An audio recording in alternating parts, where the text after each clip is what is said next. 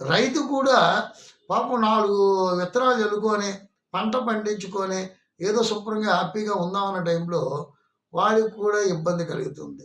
కానీ మిర్చి రైతు చాలా బావుంటది సుమా. నేను ఒకటే చెప్పాను. కిందసారి కూడా మిర్చి రైతులకు కూడా చెప్పాను. మిర్చి పెట్టండయ్యా బావుంటది.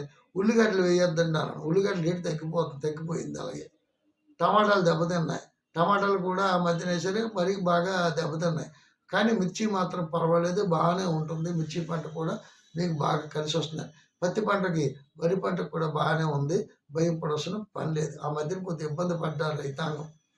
సామాన్యమైనది కాదు. ఈ రావు తాలూకు ఇబ్బందులే అంత ఇబ్బందులు కాదు. అయినప్పటికీ కూడా కుజుడు బలంగా ఉండడం వల్ల మీ తాలూకా పట్టుదలతో రైతాంగానికి అన్ని విధాల లాభం చేకూరింది. రైతు రుణం అన్నది తప్పదు. రైతన్నది అన్నం పెట్టే రైతు ఎప్పుడూ కూడా అప్ అండ్ డౌన్ అవుతూ